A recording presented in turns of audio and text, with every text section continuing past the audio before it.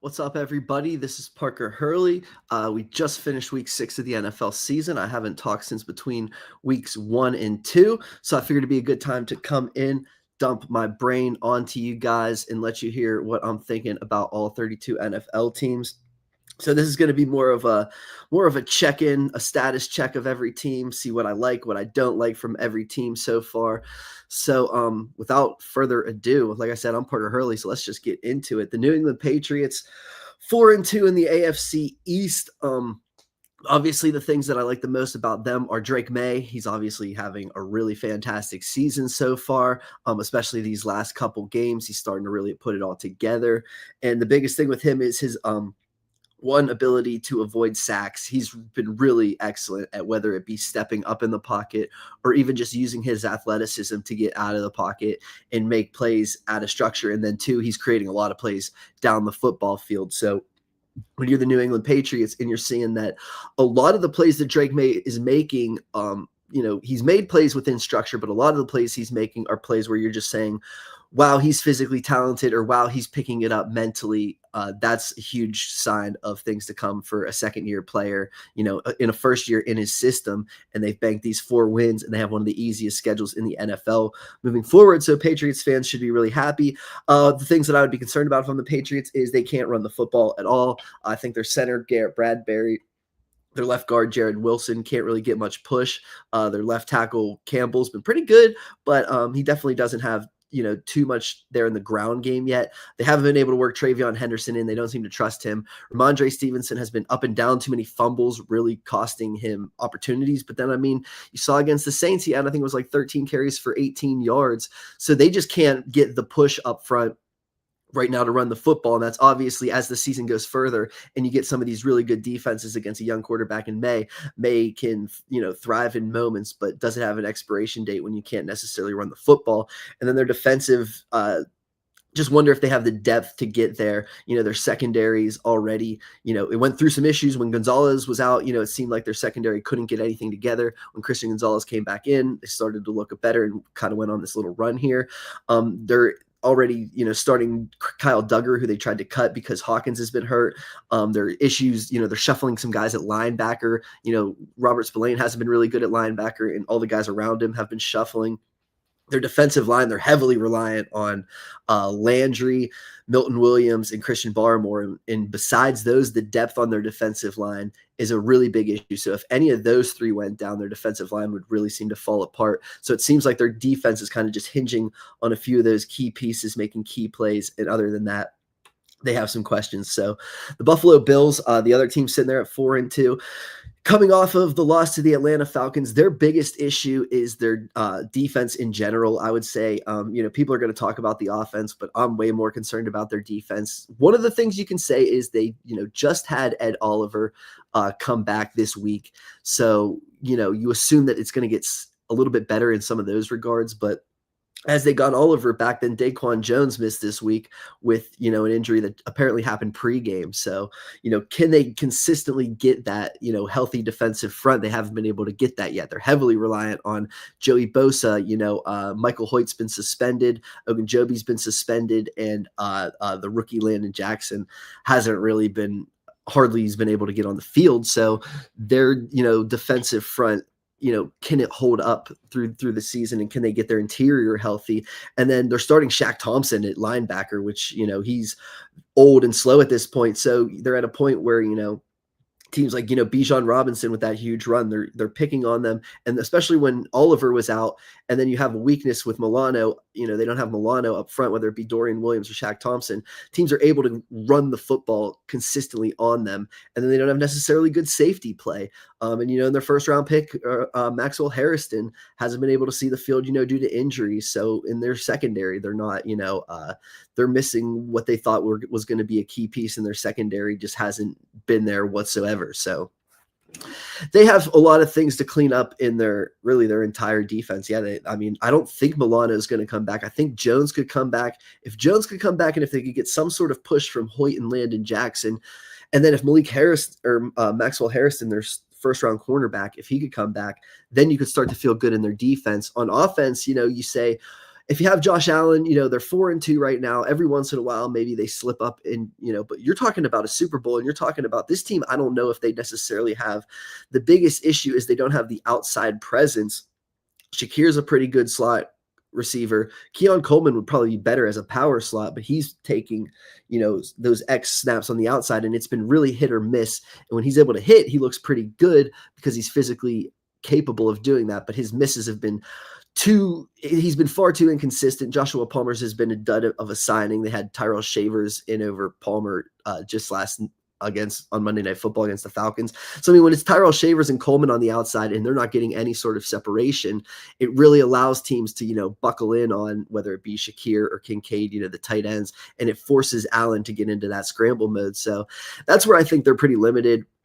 But Cook looks really good. James Cook looks really good this season. Their offensive line has been healthy once again. And obviously Josh Allen gives them a chance to win the Super Bowl. So as much as you could nitpick some of those issues that I did, they're obviously going to be a good team. And it looks like Dalton Kincaid is kind of ascending too. So you think, Coleman's in year 2. Kincaid's on his rookie salary. James Cook, you just extended and he's young. You have this young group. Shakir just extended and he's young. You have this young group, but, especially in the case of a guy like Coleman, can you really get those steps forward? I guess we're going to see.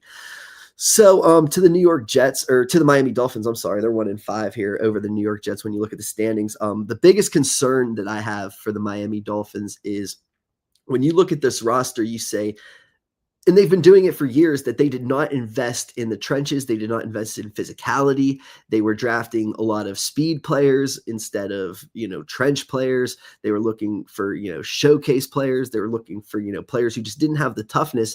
And then this draft, they tried to completely shift gears. They drafted Kenneth Grant, 12th overall, I believe it was. And then they traded up for Jonah Savanea, a guard.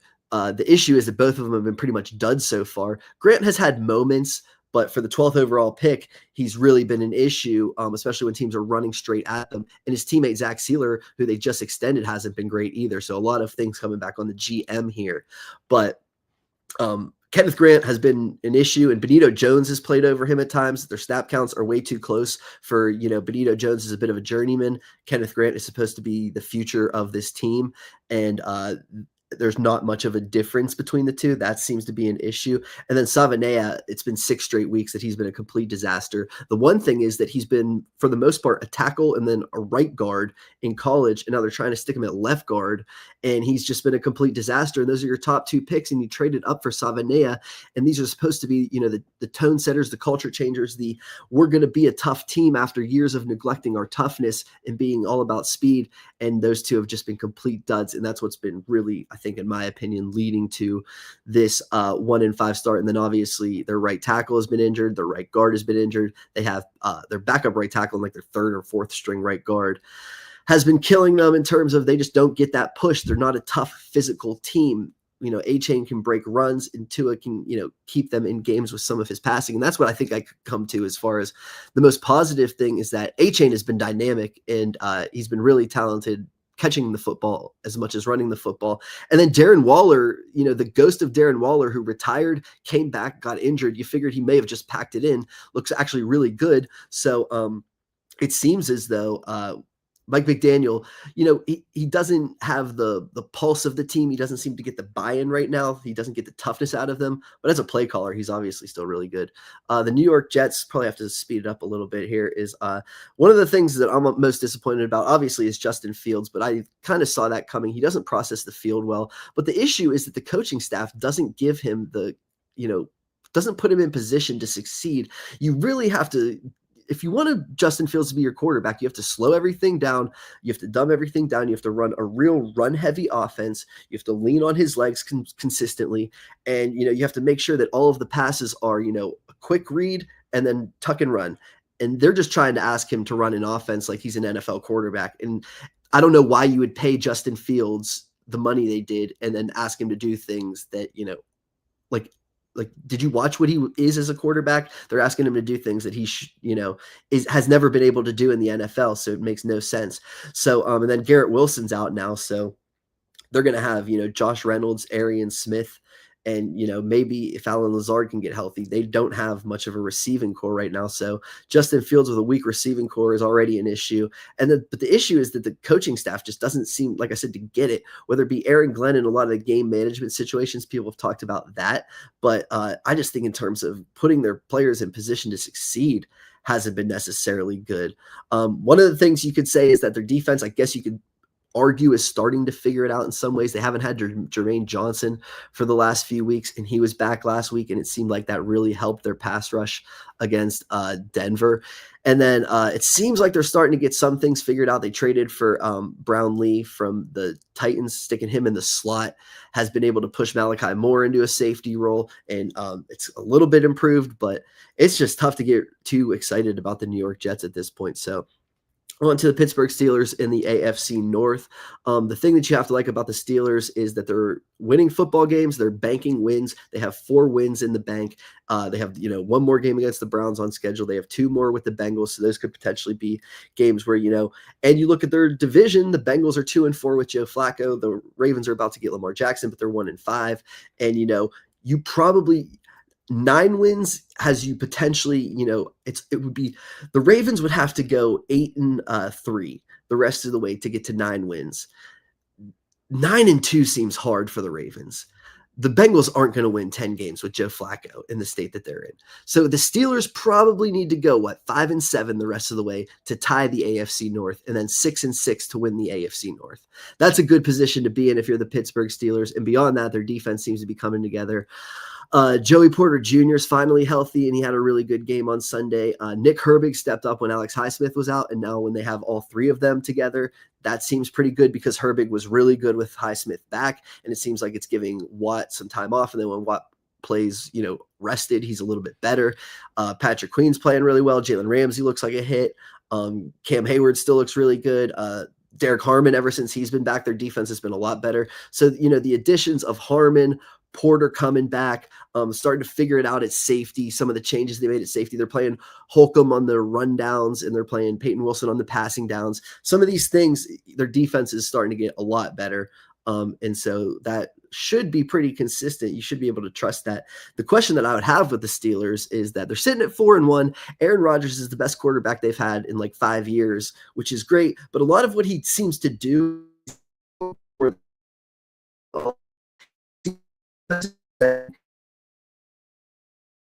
going to get the ball too.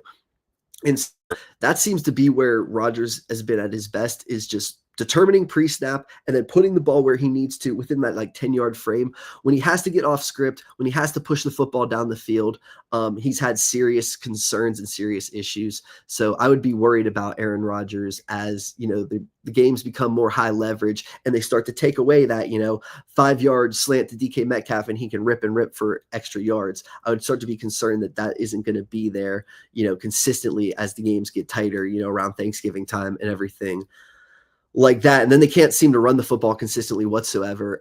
They're trying to get Caleb Johnson into the mix. Jalen Warren is good, but he's a complimentary player. So I would be concerned about, can their offense, like I said, it's probably going to get them into the playoffs, but can it put them over the top in some of those big games when Rodgers has to extend the play and push the ball down the field, or when they have to run the ball to close things out? Can they do either of those in high leverage situations? I kind of doubt it for the Steelers right now. The Bengals are 2-4, but they're in second place. So they're going to go with Joe Flacco the rest of the way. On the one hand, it's positive because it's better than Jake Browning. On the other hand, it's still, I think it's a limited quarterback in Joe Flacco. The positive is that you saw on Sunday against the Packers that if you put the ball in the vicinity for Jamar Chase, he's going to catch it. And with Jake Browning and Joe Flacco the last 2 weeks, he's put up 244 yards. So Jamar Chase is going to, compete, and he's going to will his team. And this is really, I think this is the Bengals season here, because, if they can beat the Steelers on Thursday Night Football and get to 3-4, and then the Steelers are 4-2, then it at least, it gives them that incentive to keep pushing. Whereas if the Steelers are 5-1 with a road win over the Bengals, and the Bengals are 2-5, the Bengals season is pretty much over. So their season is pretty much on the line here. And then their defense has moments that, you don't hate what you're seeing, guys like Osai, Miles Murphy. If Shamar Stewart can come back, maybe their, pass rush could start to look pretty good. Dax Hill looks pretty good.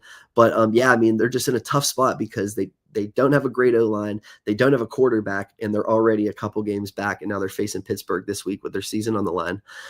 So, onto the Baltimore Ravens. Obviously, the big disappointment is that they're sitting at 1-5, and I think the two things that you have to say sitting at 1-5, because there's a chance that they could come back. Like I said, 9-2 seems tough.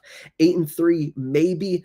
7-4, it gets you to 8-9, which probably isn't good enough. So they really have to go, I think, 8-3 or 9-2 to finish this off, which is possible with Lamar Jackson. But the issue for me is that they traded Odafe Owe, and then Tavius Robinson goes down. So that's two of their edge rushers right there are out. I don't think David Ojabo is good enough. Mike Green's a rookie, and you can run at him. And then Justin Matabuke or Nnamdi Matabuke is not coming back this season, so they're not going to be able to get that push up front. They're leaning on John Jenkins, a solid player, but a journeyman for a reason. So I don't know if their defensive front is there. I do think, they could get Roquan Smith back soon. They traded for Alohi Gilman, which has put Malachi Starks in a much better situation now. He's the free safety. Gilman's the box safety. It puts Kyle Hamilton back into his slot role where he's a lot better. It pushes Marlon Humphrey back to the outside so they don't have to play guys like Jair Alexander and TJ Tampa nearly as much. And then it puts Nate Wiggins in a spot where they actually had Nate Wiggins following Devontae Adams. And it puts, so they can put Nate Wiggins, on one receiver, Marlon Humphrey on the other receiver, and then really crash their secondary onto all these other positions. So they have their secondary finally is coming together. They played pretty well against the Rams, although Puka got hurt, but it was still the first half. They really held their own. If you watch that game, they turned the ball over, I think, twice in their own zone. The Ravens did. Once on their own 1 yard line, they turned the football over. So, 17-3, they lose. They turn the football over on their 1 yard line. They turn the ball over again in their own territory. You think about that. And, they benched, what's his name, Cooper Rush, because he turned the football over. You just think, if they had Lamar Jackson, they beat the Rams that game, because their defense came together in that situation. So here comes Lamar Jackson. Here comes an improved secondary. But the huge issue is obviously you don't think they have enough time. And then if the Steelers, can the Steelers win 9 games? If the Steelers collapse and win 8 games, then obviously that changes the Ravens. So the Cleveland Browns, the obvious good thing is that the rookie class looks pretty good. Mason Graham has a pretty high floor, it seems like. Schlesinger has been wearing the green dot as a rookie, calling the plays. Their defense has been up and down, but the ups have, he looks pretty good in those moments. Harold Fannin looks really good, whether it be as a slot receiver, inline tight end, everything like that. Quinshon Judkins.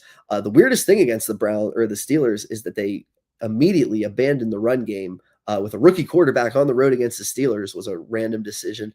And that's probably like the biggest issue, is that it doesn't seem like Dylan Gabriel is going to take you anywhere. He was physically limited in college. And if you could see that someone's physically limited in college, it's very obviously going to show in the NFL game. So I think the question with the Browns is that it almost seems like you drafted Gabriel. And when you watch Gabriel, you do say, he's one of those guys that he can get you in and out of a game.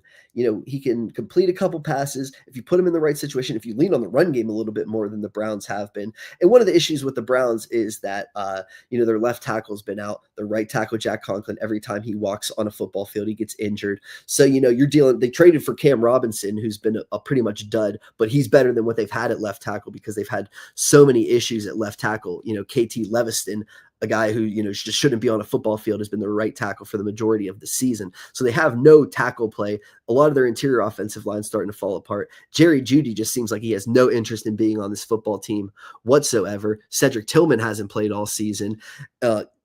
So, you start to say, okay, there's reasons why, these issues are occurring. And there's reasons why guys like Fannin and Judkins are the only players on the offense worth worrying about. But Gabriel still hasn't, like I said, physically, it looks like the biggest thing I think is that his vision at his size, he's so small that he cannot see the entire football field. And you can just see that he just doesn't have it. And he can't push the football down the field whatsoever. There's no propensity for the ball to go 10 yards down the field. There just isn't. He's not going to throw the ball 10 yards down the field. That's hard to have an offense when that's the case. So on to the Indianapolis Colts, who are 5-1, and the question is it for real? Is it for real? I think for the regular season, it obviously is going to be. Like I said, I think 9 or 10 wins get you in the playoffs, so they just have to go 5-7 the rest of the way, or 5-6 the rest of the way here to find themselves in the playoffs. If they go 5-6, I think they're going to go probably better than 5-6. So they're going to get into the playoffs. The question that I have is Daniel Jones going to be that guy? You started to see it a little bit in the Ravens game or the Cardinals game.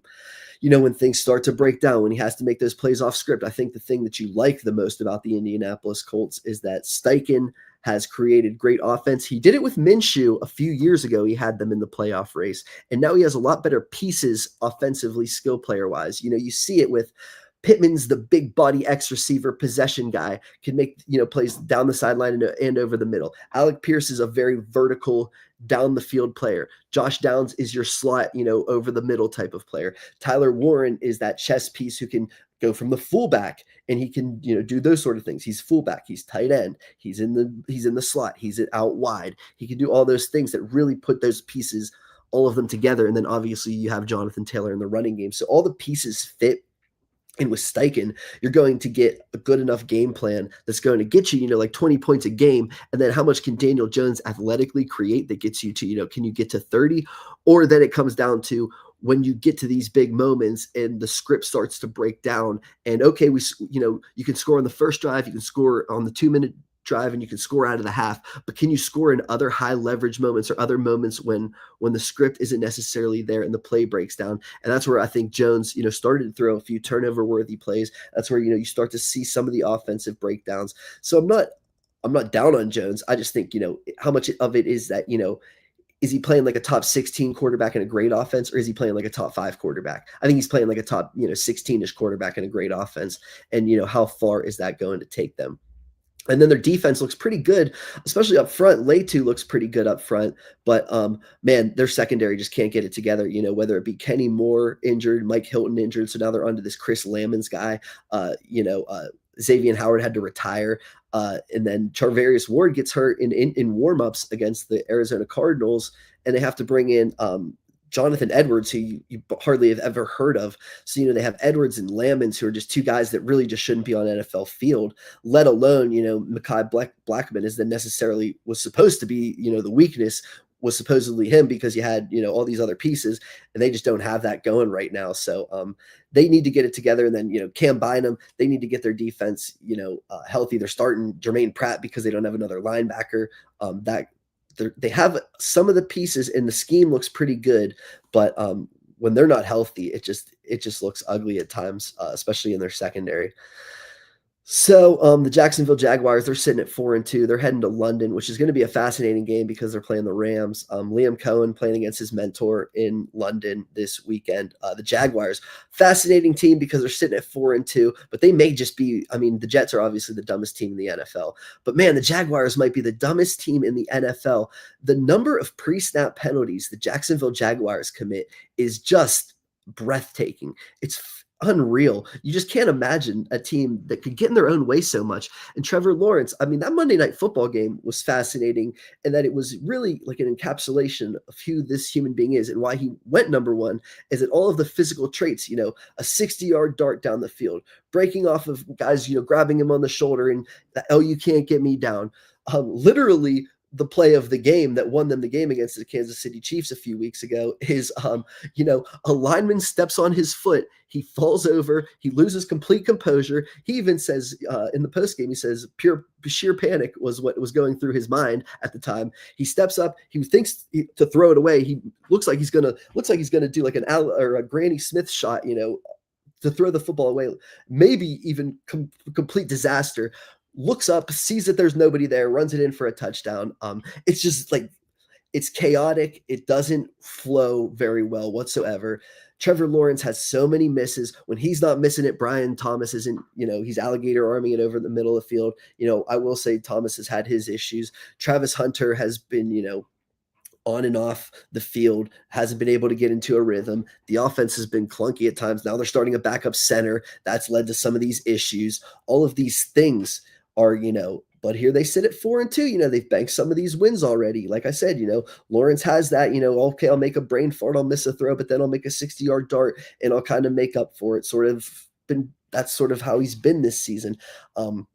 I would be concerned because I don't think he necessarily grasps all the like the defined details, like the nooks and crannies of the Liam Cohen playbook that he's necessarily drawing up here. It doesn't seem like Lawrence has put it all together mentally yet, and that's where it seems like is leading to a lot of these pre-snap issues and things like that. So I just don't trust, like I said, and whether it be, Hunter is doing too much is on his plate, or he's not getting involved enough, you could argue, and whether it be Brian Thomas lack of physicality.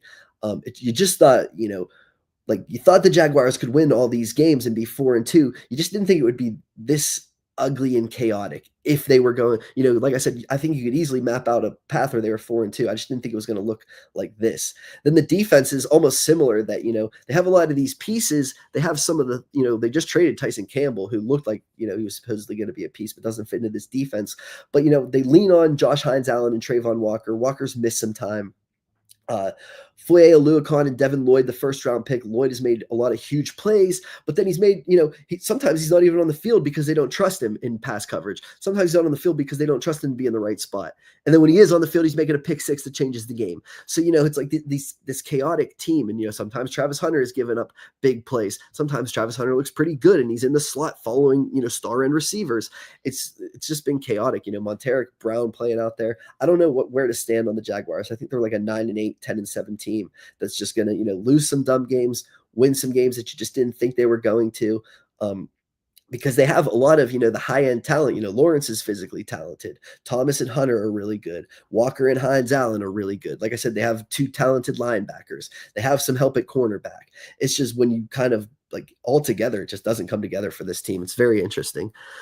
Houston Texans sitting at 2-3. I mean, you could sit on a lot of sides of the bench here because they just had their bye week and say, they really almost, should have beat the Buccaneers. They had the Buccaneers down to 4th and 10 with a lead with, if they get a stop on 4th and 10 against Baker Mayfield, they beat the Buccaneers. They were, one score game with the Jaguars, who are a 4-win team. They were down 14-9 on week 1 to the Rams and held the Rams in check. And now their offense looks high flying. Those are 3, competent losses, but then their wins, they blew out the Tennessee Titans. They blew out the Baltimore Ravens.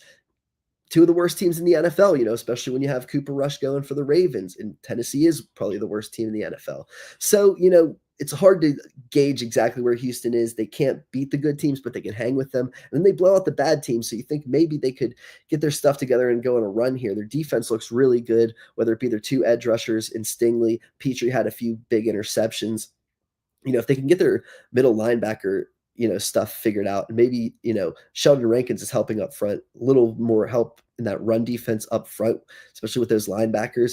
They could be the best defense in the NFL. And then their thing coming out of this bye week, they need to get their youth movement going here. Woody Marks started to see the field a little bit before the bye week. They were up. So he's kind of like a pass catching back. So they weren't utilizing him in the way that they would have, just last week. But you think Woody Marks comes out of the bye week, with a bigger role. Jalen, both the Iowa State receivers, Higgins and Noel, you think, where Kirk hasn't been very good this season. Xavier Hutchinson has been playing over both of them. Maybe we start to see those roles start to shift, especially Higgins has, every time he's been on the field, he's been pretty dynamic. He just hasn't been on the field consistently enough. And then you say with the offensive line, Arianti Ursary, not only is he a rookie, he's a rookie that's been playing both right and left tackle. Throughout the spring, they've been pushing him back and forth. Maybe give him a bye week and let him catch his breath. Titus Howard, he's been playing guard and tackle. Let him catch his breath. Can they get their center situation figured out? So some of these pieces, if they could come together for the Texans, they're still not out of it, sitting at 2-3. But this is a huge game because they go on the road to Seattle, and Seattle's not very good at home. And if you could get that defense, to get some pressure on Darnold, if they could find, and Seattle secondary's banged up, if they could find a way in that game, you never know. But Tennessee Titans, the good news for them is they have a new coach coming. Brian Callahan was, one of the worst coaches in the NFL, completely inept. I forget, it was one of these times, I forget who they played like 2 weeks ago. They get across midfield. Cam Ward throws an incompletion. They run the ball on second down. I forget what they even did. Ran the ball on third down again and then punted on their side of midfield. They ran the ball that is what they did. Ran the ball 2 times on their side of midfield on second and third down and then punted. It was absolutely ridiculous. I thought they were at least putting themselves in field goal range by, running that draw or whatever. But he just at times he would just wave the white flag and not put his team in position to win. So they're also getting Latham back. He got injured in week 1. He hasn't been healthy the entire time they've been on their backup right tackle. So here he comes in week 6. They finally have their offensive line healthy. Moving forward, they got Tajay Spears back, but it looks like Calvin Ridley's going to be out. So their receiver core is like Van Jefferson and then the 2 rookies, Aya Maynor and DK. And I mean, it's just hard to have all those moving pieces with Brian Callahan was a bad play caller, and he gave up the play calling, and now it's going to be a different play caller again. It's going to be a lot of changes with the Tennessee Titans, but I mean, at least they're going through it. Ward, you'd say, he has a lot of the physical capabilities. He looks really good physically, but he just doesn't seem to have it mentally right now. Maybe it is some of the bad pieces. Maybe it is the bad right tackle. But I mean, there was a play just last week that he's standing in the pocket and kind of just almost looking to pump fake it, fumbles. He just seems like he's almost in his head too much, and he's kind of, staring things down and then not getting through his reads quick enough, and then being, seeing something and then taking maybe too long to process it, and then he's late on his throws, or he's missing his throws, or he's getting sacked far too often, and he's fumbling far too often, and he's turning the football over far too often.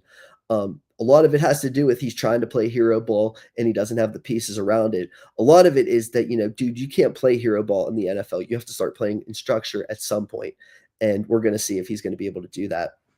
So the Kansas City Chiefs here, they're going to get Rashee Rice back this week, and they have Xavier Worthy back last week, and they really put up 2, fantastic offensive performances the last 2 weeks. Mahomes drove him down the field, and then threw an interception on the 1-yard line that could have been a touchdown. And you really think about it, and you think that Mahomes threw a pick 6 down on the around the 1-yard line, and twice, because one was in and out of the hands of Travis Kelce, one was on Mahomes. So I mean, 2 plays from Mahomes and Travis Kelce, and if they beat the Eagles and the Jaguars, they're sitting here at 5-1, and they're obviously the best team in the NFL. And they, put in all the work to get all the way down the field. You saw them physically do that. It's just now it's kind of, in my opinion, starting to come together, and it showed against the Detroit Lions. You get Worthy back. Now they're going to get Rice back. It's going to make Kelsey's life a lot easier. It's going to put a lot of those other guys who had to step up in these past few weeks in a lot easier positions. Josh Simmons, their left tackle, missed last week, but they did sign Jalen Moore for a reason. But if they could get Simmons back and they have Rice and Worthy, all of a sudden, like I said, you would treat them like that 5-1 team that, you say, if they had all those pieces against the Eagles and against the Jaguars that were last-second losses that they had to overcome huge mistakes to lose those games, you would say this is a team that, they're playing like a 5-1 team. They look like a 5-1 team.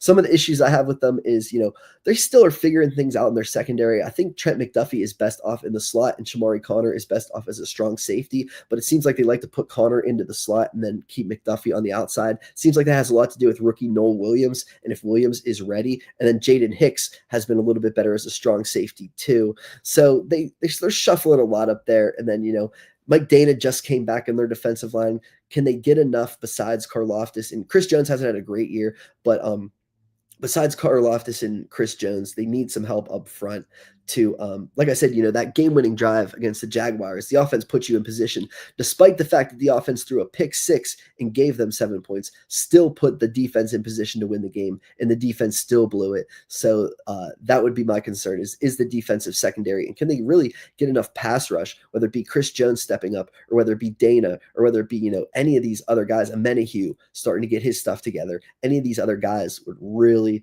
go a long way. For the Chiefs making a Super Bowl run, didn't go in record order, meant to, but Chargers 4-2.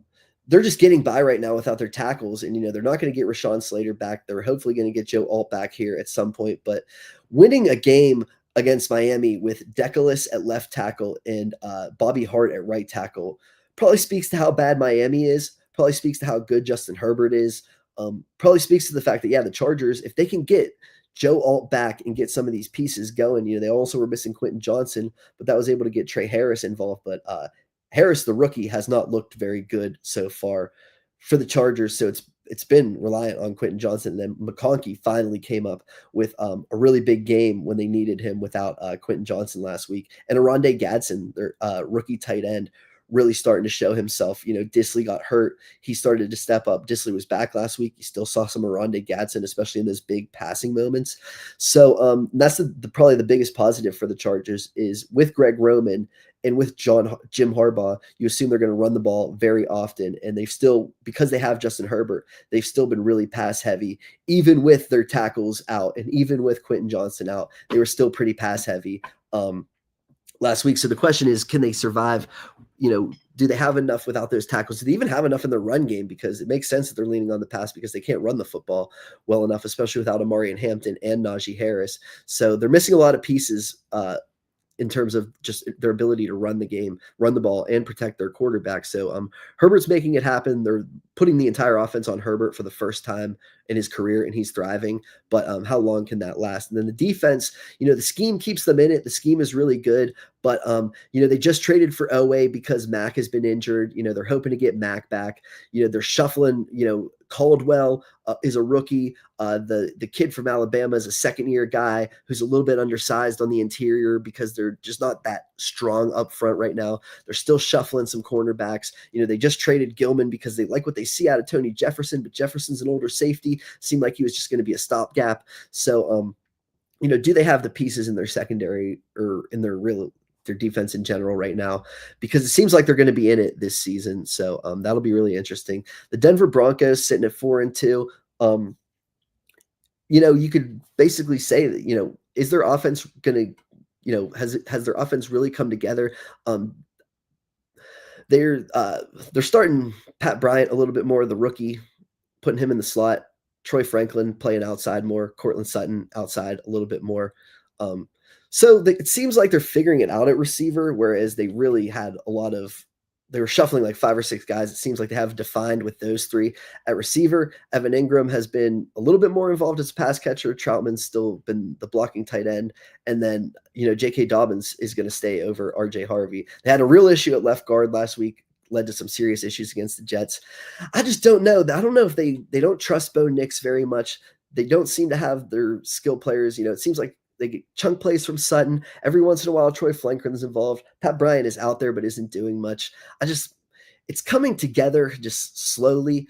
Their defense has been obviously really good, but then you look at their defense and, they just beat up on Justin Fields, and Garrett Wilson is injured. So they really have nothing passing wise, just unloading on Justin Fields. They beat Cam Ward in week 1, a rookie's debut in week 1 at home. And Cam Ward was actually the best game he played all season. They beat up on Jake Browning, and he actually had a couple decent drives in that game. And then Browning obviously has been benched. And then they got a win over the Philadelphia Eagles, and their offense has, been looking like it's falling apart. So their defense looks good. Benito and Cooper have been great off of the edge, but you still wonder, when they took on the Colts, when they had to, step it up a level, when they took on Justin Herbert, despite some injuries and had to step it up a level, those guys were, especially in the final 2 minutes of games, were able to complete passes and push the football down the field and make plays. So I like what their defense is doing, but I still haven't seen a complete performance from their defense where I've said, okay, they can beat a guy like Herbert. Okay, they could beat the Colts offense when they're humming at this point. And I know they had the Colts missed a kick and they had a penalty, but still, it seems like especially their run defense and Riley Moss, I wonder, when it comes down to it, can teams pick on Riley Moss when it really matters? The Raiders are sitting at 2-4. Geno Smith just can't stop turning the football over. And now they have a backup left tackle in Stone Forsythe. It doesn't seem like Miller's coming back anytime soon. It's just going to be tough. They run the ball sporadically, a lot of it because of Genty.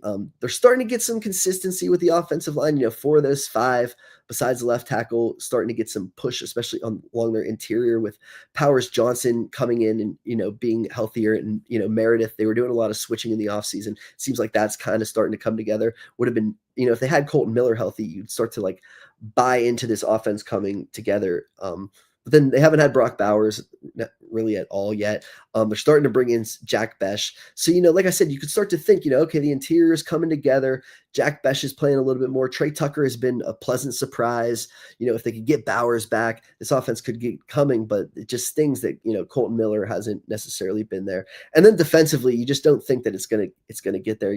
When they're starting guys like Devin White and Jamal Adams, who, were throwback players a few years ago, and now they're old throwback players, and they're kind of getting picked on. And Kai Blue Kelly is still starting, and Palamaua, their safety, they don't have the defensive pieces right now, and so they should lean on their offense, and that's where I think Bowers, and maybe they could get Beck going. And like I said, Tucker's been exciting, and Genty is obviously these last few weeks really picked it up.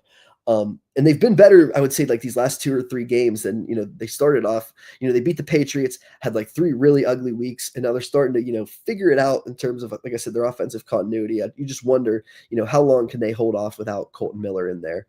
So I think that does it for the AFC. To the NFC, the Philadelphia Eagles. Everyone's obviously worried about the passing game. Doesn't seem like AJ Brown's happy. Doesn't seem like Jalen Hurts has plans or wants to get it into him.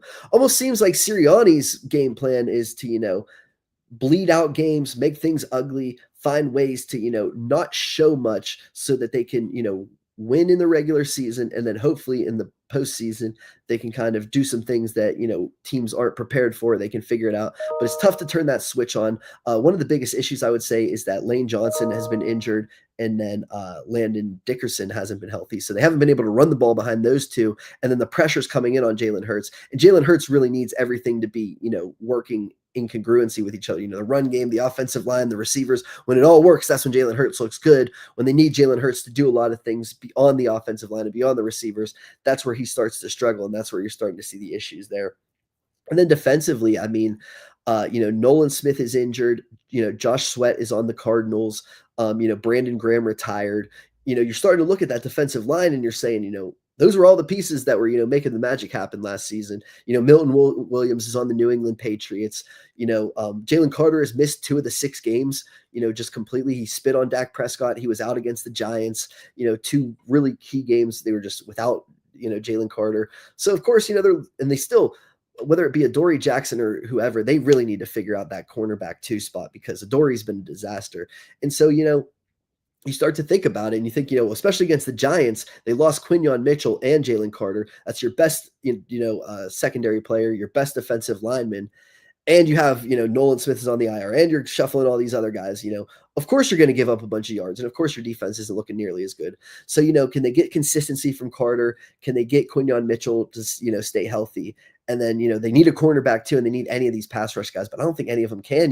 Zadarius Smith just retired because he doesn't seem like he's buying into what's going on in that pass rushing room. So that could be a serious issue for them. 3-3, the Washington Commanders are sitting at. Jaden Daniels looks pretty good in his 2 games back. Beat the Chargers. Really, he turned the ball over a couple times, but he made some really highlight level plays against the Chicago Bears in his 2 games since being the starter. They've just been so up and down. They go 1-1 with Jaden Daniels, look really good in week 1, beat up on the Giants, who supposedly had a good defense at that moment. And then the Packers on national TV kind of look embarrassing. He gets hurt. Mariota comes in. They blow out whoever, I forget, on the first game back. I think it was the Raiders.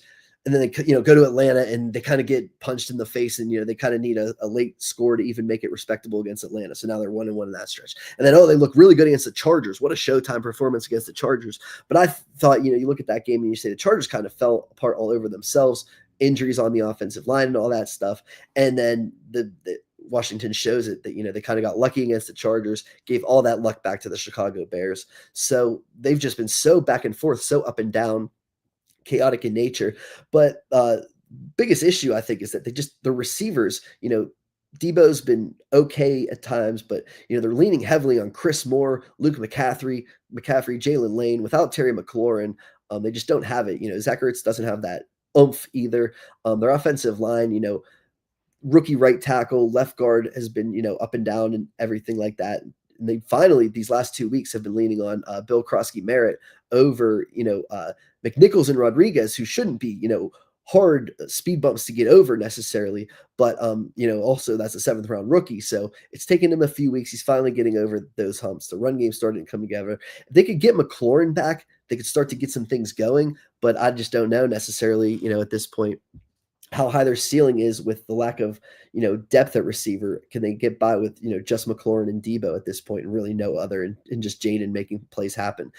And then their defense, they really need, anybody but Dorrance Armstrong to make some plays along their defensive line, especially on the edges. The ghost of Von Miller, Jacob Martin, some guys like that just aren't getting the job done. So when Dorrance Armstrong isn't out there, they have no real pass rush out there. And then their secondary, Quan Martin and Jeremy Reeves haven't been the best safety duo. So when you don't get that pass rush and you start to involve those bracket coverages in the safeties, that's where the plays down the field can start to happen. And that's where the Bears were really, they were runs to the edges and the downfield shots. The Bears did not have consistent offense, but they were getting explosive plays on runs to the edges and downfield shots, and it really made up for their lack of consistency against this Washington defense. So that got exposed. Against Washington, 2-3-1 are the Dallas Cowboys. Pretty obvious what to get excited about is Dak is playing at an MVP level. They lost CeeDee Lamb, and Dak is still playing incredibly. Pickens looks obviously really good. And, you think about it, Pickens has had 900-yard seasons with like Kenny Pickett and Mason Rudolph. Of course, now that Dak's playing like an MVP, Pickens should probably be like, a 1,600-yard receiver or whatever. Makes sense, especially without CeeDee Lamb. I think Pickens could still be pretty decent with CeeDee Lamb at the rate this offense is going. Ferguson looks really good. The run game looks healthy. They were without, their left tackle, their left guard, their starting center, and their right guard against the Jets and beat them. They got their left tackle and left guard back. They're not going to get their center back. They may get their right guard back at some point. But they got their two guards back. They're going to get CeeDee Lamb back. This should be one of the best offenses in the NFL. The issue is that the defense is just terrible. It seems like they're starting to get, Donovan, their rookie, is probably going to have to be their best pass rusher. He's playing a lot more. Sam Williams is playing a lot more because Fowler and Nealand are bad on the edge. And when Fowler and Nealand are out there, teams are picking on them and teams have too much time to do things.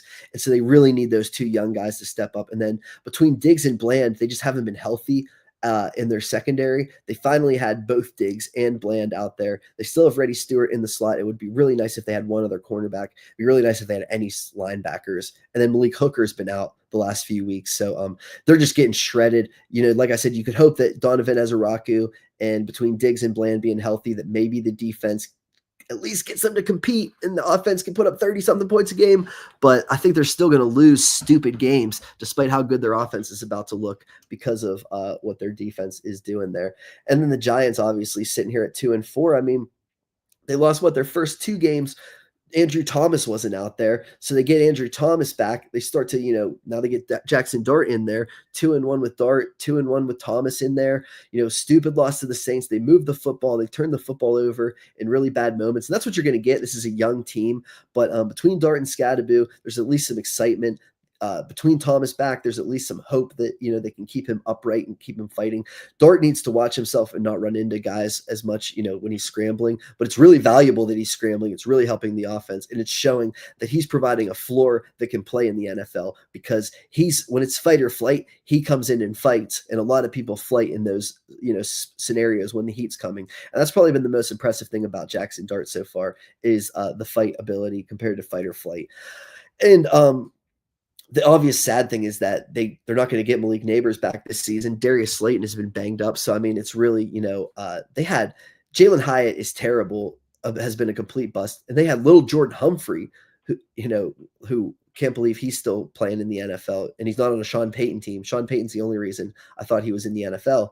And then Wan'Dale Robinson, I mean, who's, really undersized slot player. So the offense is, it has the potential with Dart and when the O-line can get going, but they don't have the skill players now. So it's going to be an up and down slog with some turnovers, some high moments, and some fun. But I don't think they're going to really make a run based off of them looking good against, like I said, the Eagles, who didn't have Jalen Carter or Quinyon Mitchell. It's a lot easier to move the ball against them, especially with their offense doing what they're doing. And then their defense, I mean, their defensive front looks awesome. They have three really good edge rushers. They have Dexter Lawrence. Roy Robertson hasn't looked too bad. Nunez Roches hasn't looked too bad. They have, what's his name is injured at linebacker. They've been trying to get by with him. And then their secondary has been up and down. It's been okay, but besides that, yeah, I mean, they're going to, like I said, compete in games. I think that they could be a little bit better in their secondary. They would like to have a better linebacker. Their defensive scheme is kind of vanilla. But besides that, like I said, they could win 6 or 7 games this season. To the Green Bay Packers, Just I mean, they're 3-1-1, and their 2 wins or their 2 losses or their 2 whatevers, they're 1 win and 1 loss. They're beating the Browns, with, like, 1 minute to go, turn the football over when they're trying to win the game. They have a really stupid penalty, then they get a kick blocked at the very end of the game, let the Browns come down and tie the game. So, I mean, a game that they led with at the 2-minute warning, and then they were up 13 to nothing, or I think it was 13 to 2 against the Green Bay Packers. And then Jordan Love throws a stupid interception before the 2-minute warning, or before the end of the half, trying to get greedy and score points. It leads to a 6-point or a touchdown for the Dallas Cowboys. And, and then their defense gives up 40 points in the second half. And you just think, if Jordan Love has two really costly interceptions, one against the Browns late in the game that leads to a game-tying field goal, and then one against the Cowboys that led to a game-tying touchdown right before the half. I mean, besides those, they're the best team going right now. That's obviously unfortunate for them, but that's kind of the highs and the lows right there, is that, they're 2 stupid plays away from being 5-0 potentially, and they had both those games in their hands. They tied one of them and lost one on a last-second field goal after their game-winning field goal attempt got blocked. But then the lows are, I mean, they're still making mistakes. Jaden Reed's been banged up. They're starting to get their offensive line going, and that Aaron Banks and Zach Tom have finally re-entered the lineup. They've been out the last few weeks. So they're finally coming back and getting healthy. What's his name? Nate Hobbs is healthy at cornerback. Lucas Van Ness is having a great season. I would still be pretty optimistic if I was the Packers. I would just think, like, is Love going to, make stupid plays in big moments, and that's what's going to, limit our ceiling, is probably what I'm thinking if I'm them.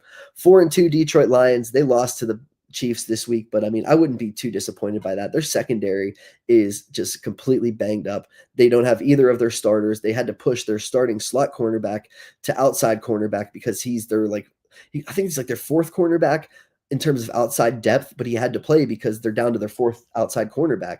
So he's playing outside. They're bringing in a new slot. The Chiefs are getting Xavier Worthy back, and they're starting to feel themselves offensively. Aleem McNeil's out. Marcus Davenport's out, who, I mean, he's never going to be healthy. So, they're running like Derek Barnes and Tyler Lacey opposite Aiden Hutchinson. I think the secondary can get healthier. Brian Branch is going to miss this game, obviously, with his suspension. But, I think the secondary can get a little bit healthier. Obviously not this week, but in the next couple of weeks can get healthier. I just don't know, do they have that edge rush opposite of Aiden? Aiden's been awesome, but do they have that edge rush opposite of him? And is the secondary going to be good enough? Or are they, just run into a better quarterback like Jaden Daniels again, and they just don't have, they can't slow him down and they can't handle it? Is that going to be the same thing again this season? Because the offense looks pretty good. Their offensive line, they went through a lot of changes, especially along their interior. They've had a backup left tackle the last 2 games, and that hasn't necessarily been a massive, major, killer for them. And then Jameson Williams looks like he's really taking a step. St. Brown hasn't seen the effects of the offensive coordinator change. So things look okay offensively for the Lions, but are they going to continue to catch up to them defensively? If you're the Minnesota Vikings, you're sitting here at 3-2, and you're saying, man, our defense has pretty much won us 3 of these games. They kept, they threw a big curveball at halftime against Caleb Williams, completely shut him out. They, put up multiple touchdowns against Jake Browning and completely waxed him. And then Dylan Gabriel, the offense was awful against the Cleveland Browns, but the Vikings defense just kept them in it, and allowed them to win that on a last-second play where basically Minnesota just said, hey, we have Justin Jefferson, and if our defense can keep us into it and we can make one play to Jefferson, we can win this game. The defense has done pretty much everything, and that's a positive that it looks like it's still going to be. And they're missing Van Ginkel. They're going through some changes in their secondary, all those things, and they're still winning games with, their scheme, everything like that. I know they played, Caleb Williams. They played, the Browns, they played Jake Browning, but they're taking advantage of winning those games. What you just think is that if the offense could ever come together, Addison was suspended, then Darisaw gets hurt, then Donovan Jackson, their guard gets hurt, their center's been banged up, their right tackle's been in and out of the lineup a little bit. They get this bye week, Addison's going to be back. It looks like Darisaw's pretty healthy. If they can get, their center and left guard back here at any point, you could say, okay, things are starting to come together. But I mean, the big thing is Addison and Darisaw, and JJ has never played with Addison and Darisaw. He's never played with his number 2 receiver, who is really, really good, and his starting left tackle. If you could get those 2, and then you get your starting first-round quarterback in here, and your defense is obviously going to keep you in games, and you got 3 wins banked, you're sitting at 3-2. you could start to say, okay, coming out of the bye week, we could start to make a run here. You just wonder, are all those pieces going to come together? Is the interior of the offensive line going to continue to hold things back? And then do they, because I don't think Carson Wentz has shown nearly enough in these couple of games. I think, like I said, the defense won both of them. The offense did nothing against the Bengals, and then the offense put together one drive at the end of the game against the Browns to win those games. So I'm still not too impressed with Carson Wentz. I think they're going to go back to JJ here soon. It's just the question is, can all of that come together for them? Because here are the Bears sitting at 3-2, I guess technically in last place in the division, but they're tied with the Minnesota Vikings. They're a half game behind the Detroit Lions just because they had their bye week early. Ben Johnson looks really good as a head coach. He seems to be scheming a lot of things open. Caleb Williams has just been erratic at this point. A lot of it is inaccuracy. A lot of it is deciding when to push the ball down the field versus when to take what's given, deciding when to check out of things, when to check into runs, when to check out of plays, when to go through his reads, or when he locks on one play pre-snap and he's going to go to it no matter what. If he just irons some of those stuffs out and starts to play a little more within the system, because when they draw it up, and Williams executes the play as it's drawn up, you're like, that just looks, really great and really smart. It's just there's no consistency to it. It's like, okay, that was drawn up specifically for one shot play, and Williams ran it to perfection. It's not like, oh, he's running the offense to, the way it's supposed to be run. It's like, no, he's hitting on the shot plays and he's making the plays that he needs to, but he's still not in the flow of the offense. And that's what I haven't necessarily seen from them. They need to get Luther Burden involved more because, and I don't know, DJ Moore and Caleb Williams just can't seem to get on the same page, and they're trying to use DJ Moore somewhat in the backfield a little bit. Hasn't been working necessarily. And then the defense, they just don't have the edge rush presence. Sweat and Deo Angbo haven't been good enough. They're getting Kyler Gordon, healthy now, and Brisker's been playing a little bit better. TJ Edwards is finally healthy. Can the back end hang? Potentially, but I still question if their pass rush is, one, good enough, and then two, even just like deep enough. So those are my big questions with the Chicago Bears. Tampa Bay Buccaneers, Baker Mayfield's playing like the MVP. I mean, you look at it and they were missing Mike Evans, Chris Godwin, and then Emeka Ibuka goes down this week, and Bucky Irving is out, and their right tackle is injured, and he's been out, and the right guard, they were on a backup right guard, and the right guard gets hurt in the middle of the game. So they're on their third string right guard, switching mid-game, having their fifth string receiver come in mid-game because of Ibuka's injury. So they're down to they're down to receivers 4, 5, and 6 on their technical depth chart here. So there's 6 receivers coming in. They're on a 4, 5, and 6 there. They're on a 3 right guard, 2 right tackle, and just still moving the ball pretty consistently. Some of it you can say the 49ers, with no Bosa, no Fred Warner, Marquise Siegel starting at safety, big issues in their secondary, everything like that. That's for sure.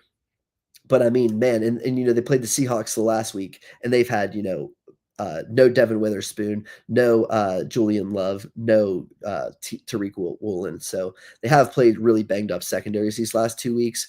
But I mean, man, they've won both games. They've been able to push the ball down the field consistently with Baker Mayfield. Baker Mayfield's sack avoidance and third down performance has been fantastic. The one thing you say is, third down is pretty fluky.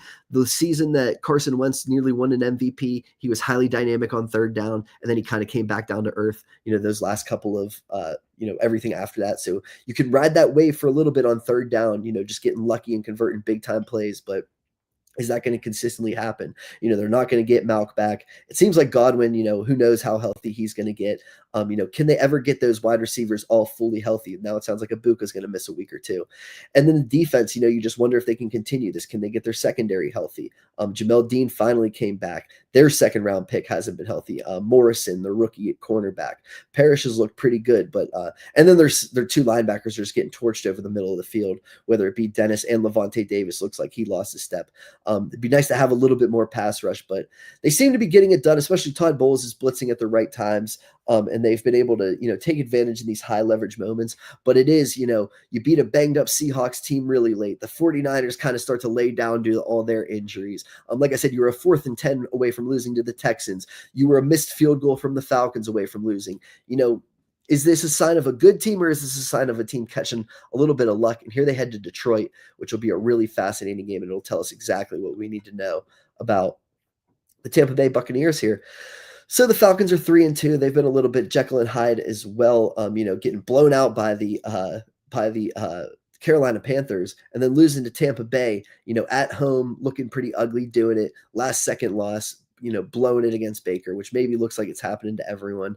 But still, you just wonder. This is a team that you still just don't have a good feel for them. Bijan Robinson obviously is really good. Drake London has been good without Darnell Mooney, but it seems like when Mooney's on the field, he just doesn't get the targets that he needs, and he seems like he's a very high like he needs a lot of reps to get going, and then when he gets a lot of targets, then he really starts to turn it up, and he breaks a 50-yarder, and then he's in the fourth quarter he's unstoppable. So it seems like you really need to like pepper him early. That doesn't happen when Mooney's out there, and so going to be interesting to see what they do. Their offensive line has been relatively healthy. They're not going to get the right tackle back, but he's been starting. Wilkinson's been starting since week 1, and he's been going. So, I mean, the offense could continue to grow here, and then the defense, they have a lot of young pieces. They really rotate 8 guys up front, which keeps them all fresh. So none of them are, overperforming. They don't have like a guy, a stud, Walker, Pierce. They're kind of just helping with guys like Floyd and Ebiketie, it's like a 4-man rotation. Dorless helping in a 4-man rotation,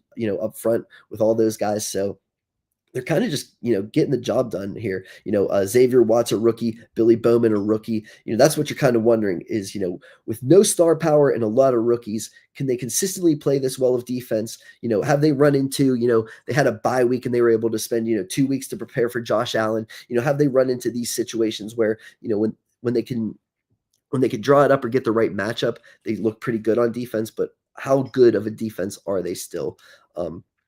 Not necessarily sure. Carolina Panthers 3-3. They won 3 home games, lost 3 road games. They look awful on the road. They look like one of the worst teams in the NFL on the road. And then they've competed pretty well at home. Some of it is, the opponents they've played haven't been as tough at home, but they've gotten the job done. Whether it be Miami, whether it be Dallas, whether it be Atlanta, they beat those teams, however good they are. So the good news for the Panthers, they've had injuries along their offensive line. They even had no Moton last week, who's by far their best lineman, and they've still been able to run the football. They've been able to run the football pretty consistently with Dave Canales, whether it be Hubbard, and now it's Rico Dowdle looks better than Hubbard. So, I mean, that's what you're thinking is that, oh, wow, Hubbard could run it well here. Dowdle looks better and can run it. Anyone can run it, and it just seems like the better the running back, the more production you can get out of this offense. The question now is, can it travel? Run games should usually be able to travel, but it hasn't been able to. And then the defense is playing above their head right now. Derek Brown looks really good stopping the run. J.C. Horn, not only has J.C. Horn obviously been good, but Michael Jackson, the other cornerback, has been awesome too. So that's been really great for them. Their pass rush has been okay, good enough, but they're just, I think the scheme has really helped. They're keeping everything in front of them. They're not giving up explosives. Their cornerback play has been good, and they're stopping the run. So it's been good enough. I think my questions are, is that defense going to consistently be able to play above their heads? And then Bryce Young, he seems to make a dumb turnover every week. He throws the ball away, or he throws the ball into harm's way, or he loses the football due to a fumble, or he takes a couple really bad sacks. He's too physically limited, and he doesn't play precise enough to consistently win football games. And then the question is, do they have enough skill players? McMillan looks pretty good as a rookie, but JT Sanders is already injured and hasn't been playing their tight end. Xavier Legette is a complete bust. And then they just don't seem to have enough depth behind those guys. So it seems like, Hunter Renfrow and Bryson Tremaine are all they have. So they're really leaning heavily on Tetairoa McMillan, who, at times he's taken over and he said, give me all the volume, I can handle it. At times he's been a rookie, so it makes sense. So that's really where I stand on Carolina. New Orleans 1-5. Their season is pretty much over. What you say is, they have 2 tackles that they can lean on. It looks like Jonas Sanker, he made a big mistake last week, but he looks pretty good. So, you have some young pieces that are coming together between Olave and Rashid Shaheed. They can move the ball. They're pretty fun at times. Kendra Miller looks pretty good as a young running back. That's where I think people are saying Spencer Rattler looks good. I would agree in terms of, on video, he's not losing them games. And you're saying, what a dumb mistake by Rattler. But I think you put a lot of teams with this Kellen Moore scheme with a couple tackles, a couple receivers, the tackles are good. The receivers are good. The run game is acceptable. You put that together, I think a lot of quarterbacks, backup caliber worthy could manage the game and keep teams in it. I don't think they need a quarterback who can make plays and put them above the top. And I don't think Spencer Rattler does that nearly enough. So I'm not as high on Spencer Rattler as some people. Their left guard, Trevor Penning, has been a huge issue. So that's another downfall. And then their D line just lacks juice. Granderson is a fine pass rusher. They just got Chase Young back, but Cameron Jordan's getting a lot older. They just lack the juice. And then their secondary, Kool-Aid is in his second year, and then Quincy Riley's a rookie. So they're starting a rookie and a second-year guy. They're going through it a little bit. But that's what you want with this team is, they're young and exciting. And I think if they plopped a quarterback in here next year, they would be pretty good. So I think the Rattler stuff is wrong and just goofy to me. It's just that he's in a decent situation, and that the fact that Shuck can't beat Rattler is, I think, the biggest story, the biggest takeaway. If he can't do that, then you're drafting a guy next year. I don't think this is, Rattler has 10 games to prove himself. They're 1-5. He doesn't have anything to prove himself. He's going to be a backup next season, and that's a great role for him, and he'll be a backup for a long time based on this season. Will someone trade for him? Maybe. He'll be a backup next year, I think, would be the thought. But they have Shuck. They're going to trade him. They're going to trade Spencer Rattler. Who's Spencer Rattler going to start for next season? That'll be funny. On to the San Francisco 49ers. What you like about it is that they can create offense.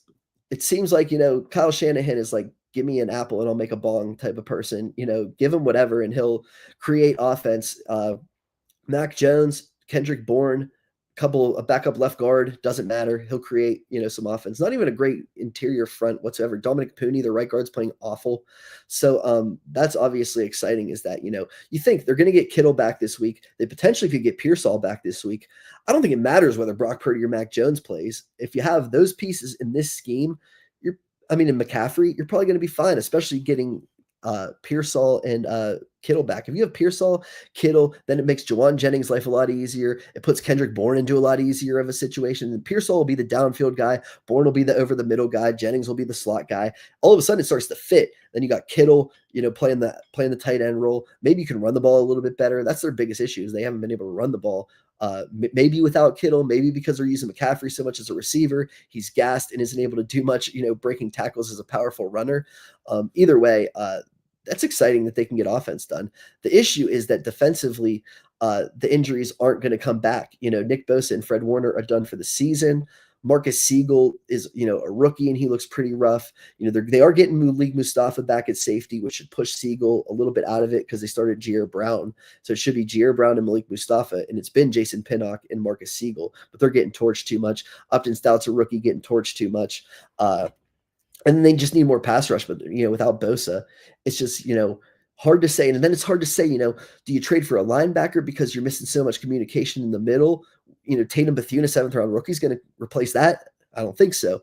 Or, that's easier to acquire too. Or do you trade, you swing to replace Bosa because if you have better pass rush, it doesn't really matter who your linebacker is. Pass rush negates all, so that's the most important thing. So that's, I think, San Francisco's big question. Or do you just say, this just isn't our year? And if we trade draft assets in a year where we're leaning on so many rookie and second-year players and Brock Purdy's contract's about to hit, we need to stock up on draft picks and swing for it next year when these guys start to come together, not trade for this year just because we're off to a 4-2 start. Seattle, what I love about them right now is Sam Darnold to Jackson Smith and Jigba. Just explosive plays. Sam Darnold's been incredible this season. Not only has he hit him, he just has touch and placement, and he's seeing the field so much better than he ever has been. He's seeing the field like you thought. You just said, if you could put Darnold in this situation, he would look really good physically. And it's like, see, if you just put him in a good situation, he would look good physically. And now he is. And then the defensive line has been awesome. Leonard Williams and Byron Murphy are just like the two awesomest interior there is. I love watching them every single week. And then you have, Lawrence came back this week, DeMarcus Lawrence with Uchenna Nwosu and Boye Mafe. They've been a little bit banged up and now they're finally healthy. And they were getting after it against the Jacksonville Jaguars. Those 3 and really those 5 were just absolutely awesome. And then Jerron Reed and their stuff in the run, absolutely awesome. Their defensive front is really, really good. What you don't like is they can't run the football whatsoever, and they're playing Charbonnet too much still. But it makes sense because they just can't seem to get consistent runs. And Ken Walker hits the big one here and there, but he can't grind out, consistently 3. He'll lose 6 before he'll get 3, but then he'll gain 20. So it's tough to make itself up. But they need consistent ground game, consistent working. And then their secondary. I mean, like I said, I think already they're missing Devin Witherspoon, they're missing Tariq Woolen, and they're missing Julian Love. And if they could get any of them back with this front, they would be really good. And it seems like Eman Warrior, the rookie, is finally starting to get himself together. So if they could start to mix him in with those guys, Seattle could have, arguably the best defense in the NFL. The Rams, they're looking at this thing the same way the Green Bay Packers is that they are two stupid things away from being the best team in the NFL and potentially being undefeated right now. The Rams had a kicked block against the Philadelphia Eagles. They also were up, like 23-9 and lost that game against the Philadelphia Eagles. So dominated the Eagles and lost on the last second field goal. And then the 49ers, they moved the ball up and down the field. Stafford tosses the ball to Kyren Williams. Bad play. 49ers recover it. They have a kick blocked. They have an extra point, or they miss a kick, had an extra point blocked, either one or the other. No, they missed the extra point and have a kick blocked, which is what? That's crazy. And then Alfred Collins stuffs them on the 1-yard line, fumble. He forces a fumble, and they go for it on 4th and 1 in overtime. So we're talking about that's what? 1, 2, 3, not counting the extra point. So that's 5 times the Rams got the ball into the 49ers territory and got 0 points. That's incredible. I mean, it really is. And then you think, they've handled themselves in a lot of other games, and they've played some tough teams. Like I said, they beat the Houston Texans, they against that, pretty talented defense. They've handled themselves, on the road in 10 a.m. starts. They've figured it out. Puka Nacua seems like he's banged up. If they could just keep things afloat without him for a few weeks, Sean McVay can create offense. It was so awesome when Nacua and Devontae were working in tandem. And Adams doesn't look as good right now. These like last week he took on Nate Wiggins, and Wiggins kind of won that matchup. But man, if Adams could keep them afloat for a week or two and they can get Puka back, this offense can really get rolling. The question is the cornerbacks. They seem to rotate a lot of guys in there at cornerback. And their secondary, their linebackers, they don't really invest in their linebackers. They just put Dolak, an undrafted free agent, just started at linebacker for them this week. So linebackers and cornerbacks, whether it be Forbes, whether it be Darius Williams, whether it be Kobe Durant, issues there. And then last team here, the Arizona Cardinals. What an awfully dumb team. And I was laughing because I wrote the thing that is the best about them is that they started the season with the Panthers and Saints, so they were able to get 2 easy wins. Besides that, and they lose to the Titans at home in a game where they turn the ball over. Kyler Murray gets hit in the head, turns it over. Amari DiMercato fumbles it as he's about to score. And then they get an interception. He fumbles the interception into the end zone, and the Tennessee Titans recover it for a touchdown. I mean, like Arizona tried to lose that game. And then anytime they step up in class, they lose. And this just isn't a team. I think I said it in the week 1 thing. I said they just don't have sand in their pants. They can't stop the run, and they can't get pushed in the run game consistently. Without James Conner, they're just not going to get it. Marvin Harrison has been boomer bust. Kyler Murray is Trevor Lawrence. Everything I said about Lawrence earlier, to kind of wrap it up easier, all the dumb mistakes, all the pre-snap issues, all the questionable decision making, all the inaccurate passes, and then the next thing you know, he throws a dime. The next thing you know, he rips off a 60-yard run. That is Kyler Murray to a T. So I just can't stand watching the Cardinals right now. They're one of the most frustrating teams because this was supposed to be their season. They were supposed to put it all together a few years under Jonathan Gannon. He tore it all apart. Last year they kind of came back and won 8 games, and now they're sitting here at 2-4, and they just look, like I said, soft and just not competitive at times in some of these games. Will Johnson came back. Brissett guided them last week. I just don't like the demeanor of Kyler Murray. It'll be really interesting to see where this team goes because I just have no idea. Like I said, I thought, if they could put it all together and the coaching staff could really do it. But like I said, a team that loses to the Titans in that manner is not a team like, the Lions rebuild, bring the culture back. And by that year 3, you take a step forward. This is the same year 3 plan that they're on. And they just don't lose games like that. They're just more buttoned up than that. So I don't buy into the coaching staff or the quarterback that either of them are buttoned up enough to overcome some of the roster flaws that this team has. So that's where I stand. I'm Parker Hurley. Hit me up at Parker Hurley on Twitter. Send me messages. Let me know if I got anything wrong here, or if you have any comments, or if you want me to do anything else on YouTube moving forward. I'll talk to you then.